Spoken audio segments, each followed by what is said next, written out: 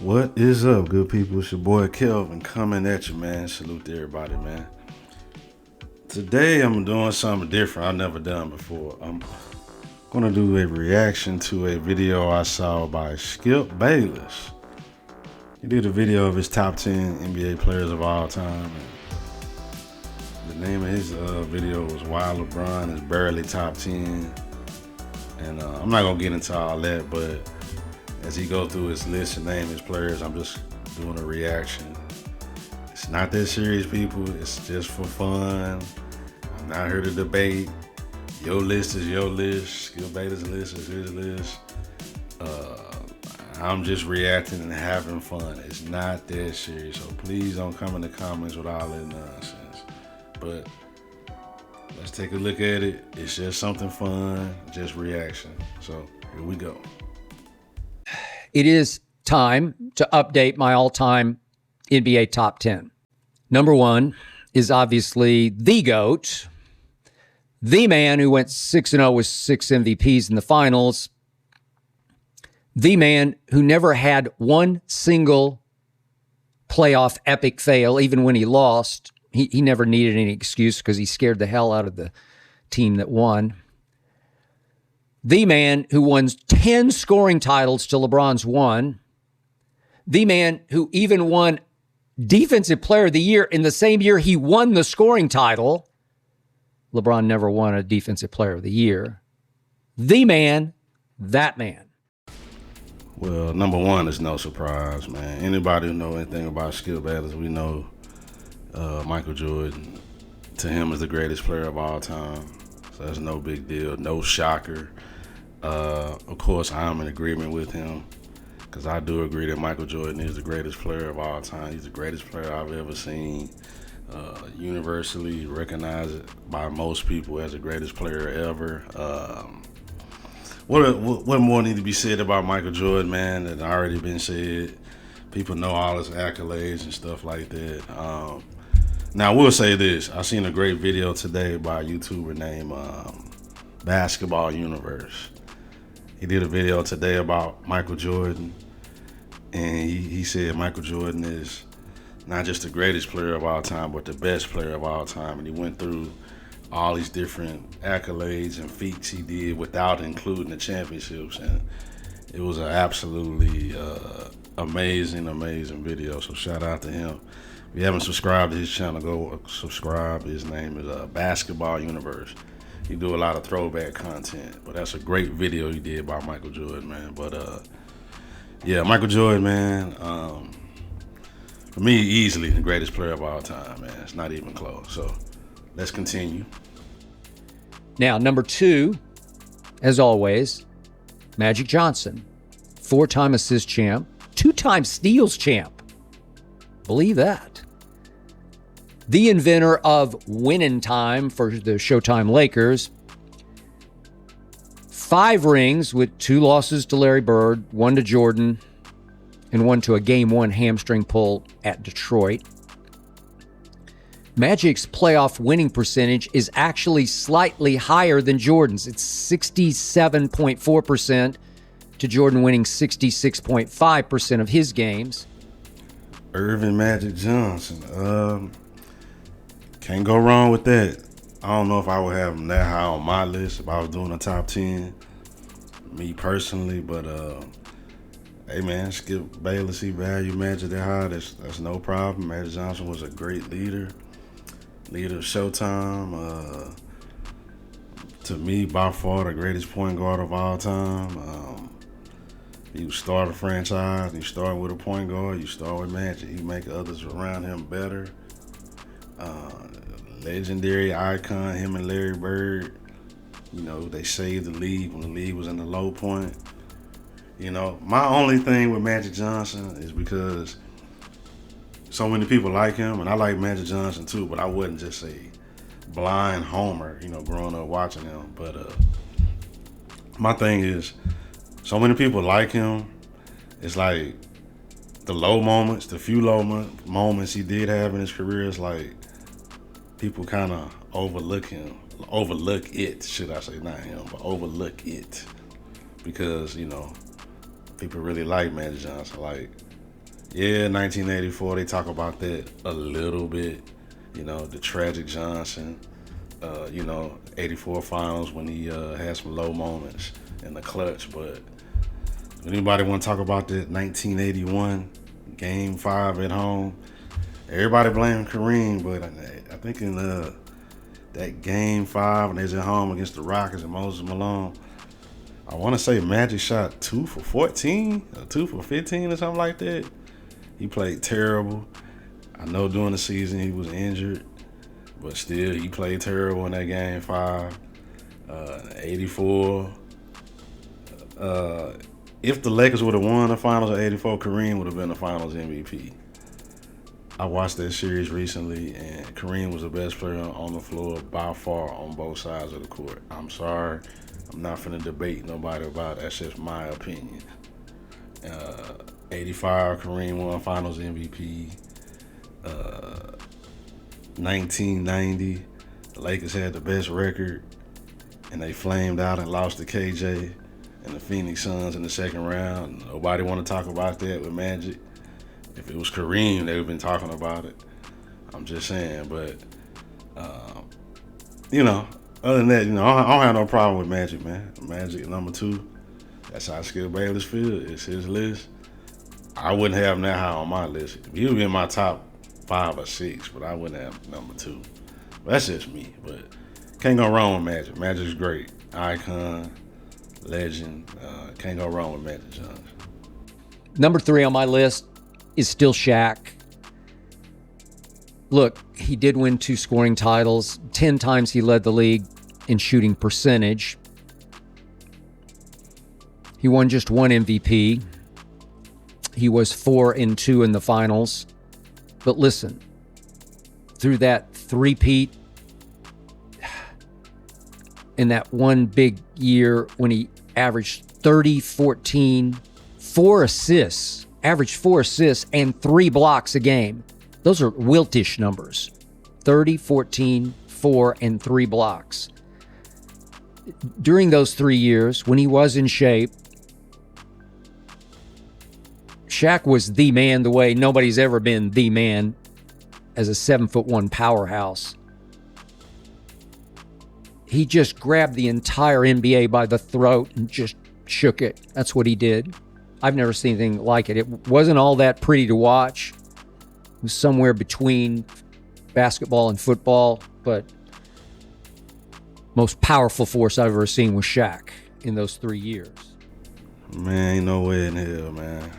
Ain't no way I have Shaq number 3. Ain't no way in hell I have Shaq in the top 5, man. But hey, man, this Skip list, but Skip, I F with you, dog. You cool. I watch your videos sometimes.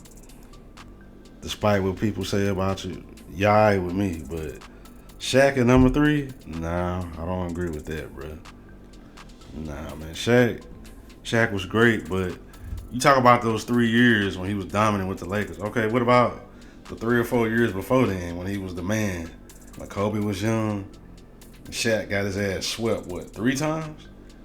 Swept by the Spurs, swept by Utah, lost to Utah in 5, swept by the Bulls in 96, swept by the Houston Rockets in 95, and I think the year before that he got swept. Like, Shaq got swept so many times.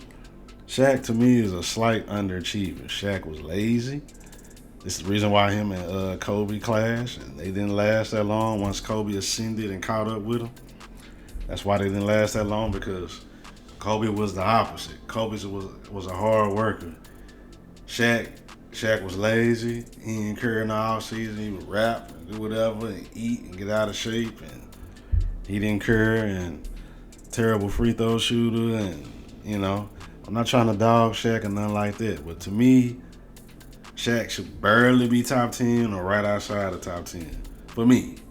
But this is Skip. He got it at number 3. I 100% disagree. Shaq, to me, is slightly overrated because of those finals MVPs. Man, those finals MVPs, when he's playing against them weak centers in the East, Rick Smits in his last year, older Mutombo, and then with the Nets, I don't even remember, Jason Collins and Jason Williams, I think he might have been on the team. I don't even remember who all. Todd McCullough or something. I don't even know. But that's the reason why Shaq was putting up 2K video game numbers, because he wasn't playing nobody in the final. So what dummy wouldn't give Shaq the ball against bum centers? Well, let me not say the word bum, but not star centers, below average centers. Who wouldn't give Shaq the ball and let him dominate? Like, that's just common sense. But Shaq number 3, it's a skip list. This is how I feel, but I do not agree. I believe that's way too high. Number 4 on the list is Kareem. 6 rings, 6 MVPs, 2 scoring titles, 4 times he was the blocks champ. Enough said. Yeah, the great Kareem Abdul-Jabbar, man. I have no issue with Kareem being in the top 5. I think most people got him in the top 5. Yeah, man, legendary career. The iconic skyhook, most unstoppable move. I hear some people, man, that kind of try to knock Kareem in the 70s and kind of slight him.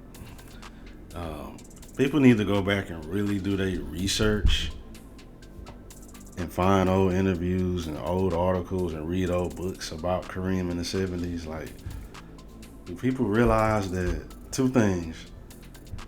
In 1974 and 1977, his point guard, Lucius Allen, if he didn't get injured, he probably win the title both of those years. I hear people knocking Kareem about losing Game 7 on his home court in 1974 with the Bucks. A very important piece, Lucius Allen, who was the point guard or shooting guard or whatever, one of their ball handlers, he got hurt before the playoffs. And so Kareem had to carry the team with really no point guard except Oscar Robertson, who was 35 years old. And he carried them all the way to the finals, to a Game 7 against a loaded-ass Celtics team that had 3 Hall of Famers with Havlicek, Cowens, JoJo White, and an all-defensive guy, Don Chaney. And if you do your research on that series, what the Celtics did was they pressed the Milwaukee Bucks because they didn't only had one ball handler, and they wore them down over the series. People need to realize that Kareem averaged 49 minutes a game in the finals in 1974. 49. So that means he played every damn minute of every game, except I think 2 games he played 46 minutes. And there was 1 game he played 58 minutes, him and Oscar Robertson. I believe it was that Game 6 in Boston Garden when he hit that hook shot to win the game. And, and then John McLaughlin, that other guard, the little shooting guard, was kind of he was a shooter. He was playing on one leg. He was injured. So he carried a beat-up, battered team to the finals, and you gonna knock him for that? He lose a Game 7? Like, that's crazy. And then another fact about the 70s, I believe every year that Kareem made the playoffs in the 70s, the years that he lost, except 1973, every year he lost to the eventual champion. 73, he lost. Now, 73 had a bad series against Nate Thurman. And then 1978, he lost to the Seattle Supersonics, who got to the finals, and they lost the Game 7 to Washington. But they were a great team, and that Seattle Supersonics team won the title the following year. So every year in the 70s, he lost to a great team. I can go through it real quick. 70, he lost to the Knicks. 71, he won the title. 72, he lost to that great Lakers team with Jerry West and Wilt Chamberlain. Now, 73, they blew it. They choked. He lost to Nate Thurman and the Warriors. Bad loss. 74, Oscar. I just told you about that. The Game 7 with all the injuries. If Lucius Allen wasn't injured and John McLaughlin, they would have won the title that year. 75 with the Bucks, they missed the playoffs. Everybody had left, injuries and stuff like that. 76, I think he went to the Lakers. The Lakers were a real bad team. And they improved like 20 wins, but they still missed the playoffs. 77, Lucius Allen was on the team with the Lakers. He got hurt. Kermit Washington got hurt. They lost to Portland. Portland won the title. 78, they lost to Seattle. Seattle got to the game 7 of the finals. A great Seattle team. And then 79, they lost to Seattle again. In 79, they won the title. Like, what are we talking about, man? Like, but that's just a quick overview of Kareem in the 70s. Kareem top 5, no problem. Number 5 on my list, that man, Tim Duncan, who was the man in San Antonio through a dynasty. Tim Duncan should have been 6-0 in the finals. Don't get me started on the greatest clutch shot I ever witnessed by Ray Allen from the corner, end of regulation, Game 6, 2013, saved LeBron from being 3-7 in the finals. Tim Duncan was the leader of that Spurs dynasty, not Pop, Timmy. Timmy was the anti-LeBron. There was no drama, just relentlessly consistent productivity on both ends of the floor. The big fundamental on offense and defense. Tim Duncan, big fundamental, greatest power forward ever. Multiple MVPs, great on both sides of the court, leader of the Spurs. Man, what else can you say, man? It's amazing to think that Ray Allen shot, man. Ray Allen don't make that shot, he'd be 6-0, just like Michael Jordan. We might be having a different conversation, but I think Tim Duncan is slighted a little bit, but he is great. One of the most amazing things is that I believe every year he was in the league, he made the playoffs. And every year they won at least 50 games, I believe. I could be wrong, but I believe every year they won 50 games. I believe. But, yeah, man, the great Tim Duncan. Number 6 is Bill Russell. Just because of the era he played through and the lack of competition in that era, I don't have him slightly higher. But he did go 11-1 in NBA Finals with 5 MVPs. You can make a case that Bill Russell was the greatest leader ever in sports history, and I won't fight you. The great Bill Russell, I agree with Skip. You can't make an argument that Bill Russell is the greatest leader. Outstanding leader, and the ability to make others around him better, you know, without having to shoot the ball, without having to score.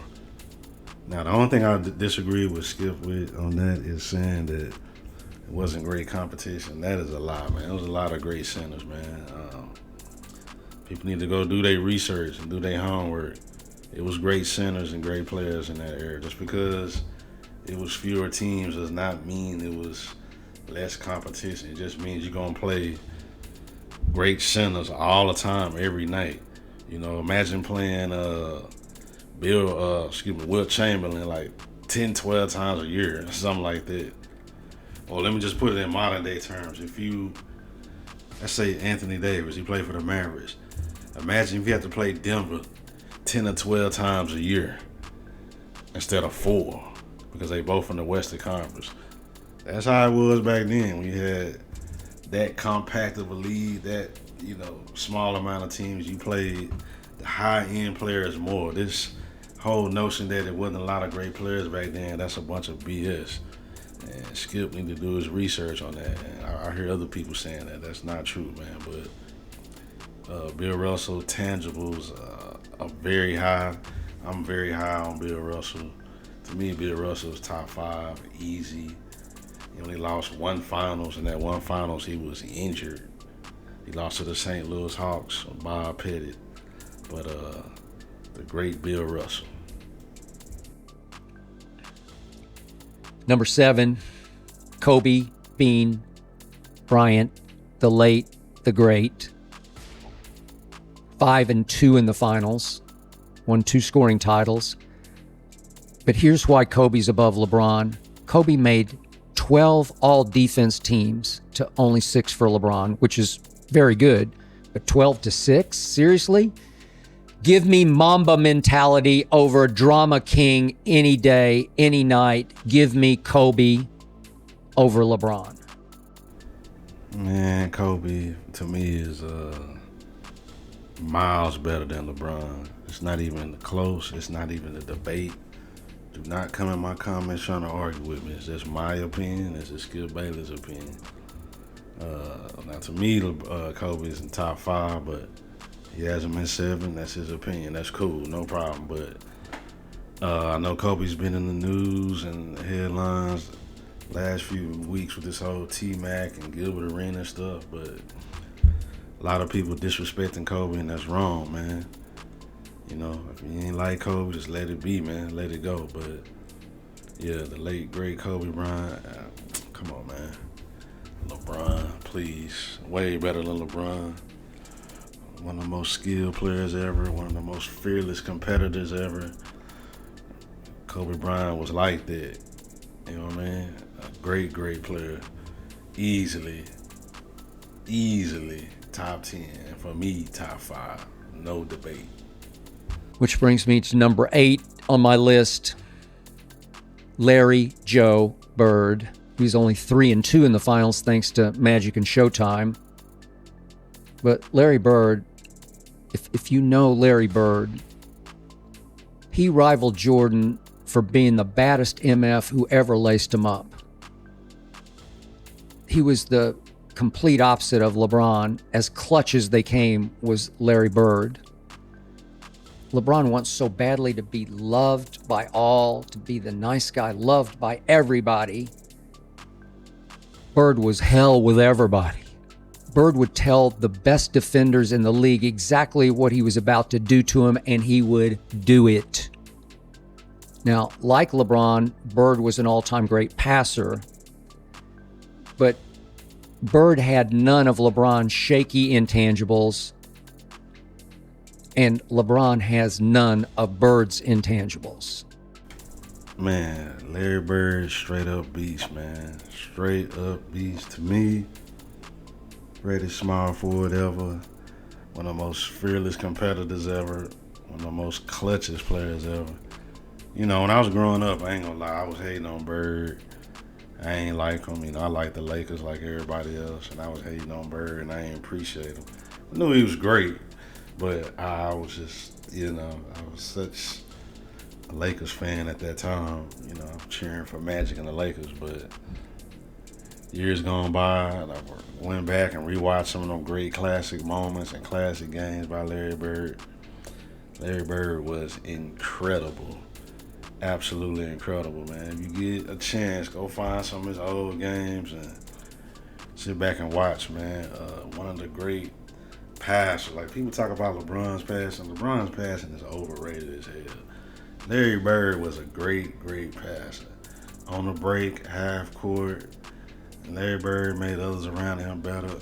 And one of the most underrated aspects of Larry Bird's game, Larry Bird was a great, great rebounder, especially in his younger years. Go back and watch some footage of Larry Bird in his younger years. He would get down there and bang with those big men, and he would get down there and get those boards. Larry Bird was, man, great. The greatest small forward ever. Great Larry Bird. Okay, which brings me to number 9. I got to be honest, I seriously thought about demoting LeBron from where I've long had him at 9th because of his 28-25 playoff record as a Laker and his 2-12 record in his last 3 epic fail playoff series, especially in fourth quarters. Well, LeBron James, he got him at number 9, which is surprising for Skip.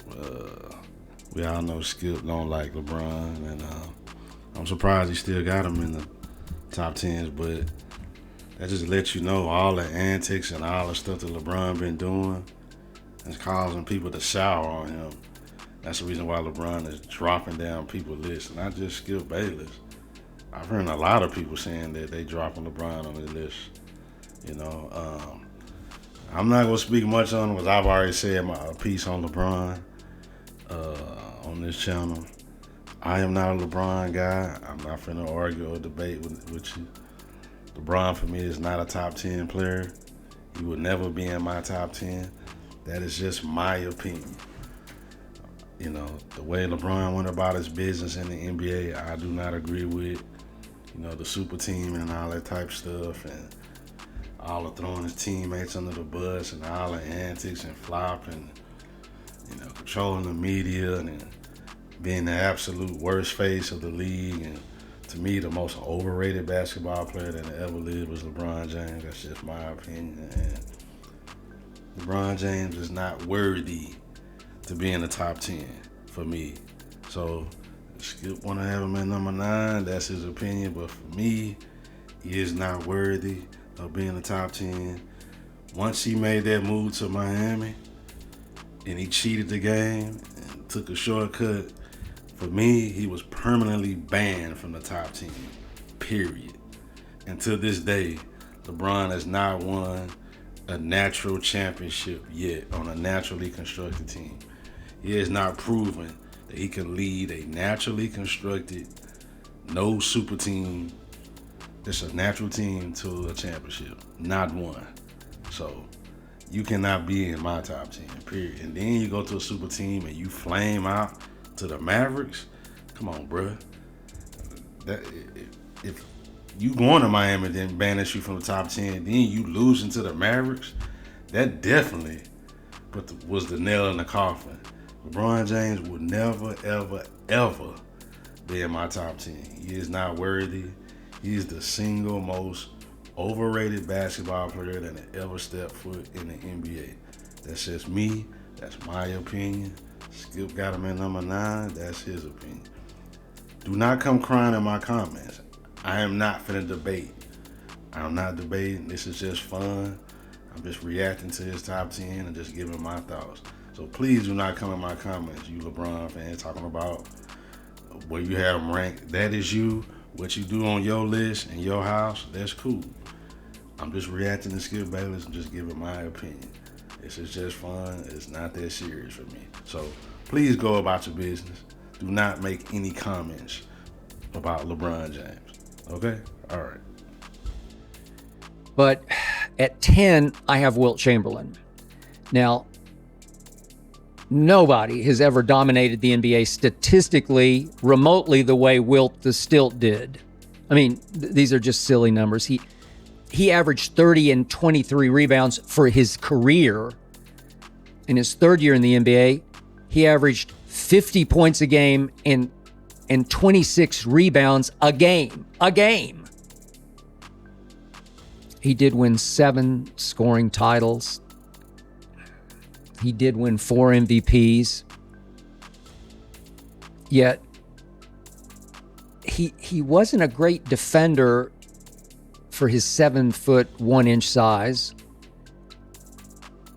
And mostly because Bill Russell at only 6'8", pretty much owned Wilt psychologically. Wilt was only 2-4 in the finals till LeBron's 4-6. 2-4 versus 4-6. Wilt Chamberlain, number 10. First off, Skip, are you sure Wilt Chamberlain wasn't a good defender? You sure about that? I don't know if I agree with that, man. I know back then they didn't keep record of shot blocking and stuff like that, and they didn't have the all defensive team. And I get it. Bill Russell was the greatest defensive player ever in NBA history, but that doesn't mean Wilt Chamberlain was a bad defender. I don't think I agree with that, man. I think Wilt Chamberlain was a pretty good defensive player, man. But I don't know. I think number 10 for me is a little low. I think Wilt Chamberlain should be top 5, man. Like Wilt Chamberlain, man, is a little underrated. Now look, man, he lost to some great Celtic teams and a lot of very close series. Like, it wasn't like every series he was getting swept by those Celtics teams, man. There was a lot of great series that went down to the wire. Average X steals the ball and all that type of stuff. I don't know, man. Wilt Chamberlain, probably the most dominant force we ever seen in the NBA. To me, the greatest athlete, and I think he's a little underrated. Now, yes, there was a couple moments in his career we came up short. In 69 finals, they should have won. And I think in 70, they should have won against the Knicks. Now, the Knicks team was great, but definitely in 69, they should have won. But, you know, the controversy with his ankle or knee or whatever it was, he was injured. But 10 is a little low. I don't know about that, but he definitely should be top 10. Wilt Chamberlain was great. And that's that, man. But that's it, man. This video been long enough, man. Just having fun reacting to Skip Bayless top 10. Just having fun. It's not that serious to me. Do not come in the comments crying and whining about LeBron and whatever, man. It's only fun. It's just Skip Bayless' opinion. I was just reacting and just giving some of my opinions. That's it. It's been fun. I'm up out of here. I'll catch y'all next time.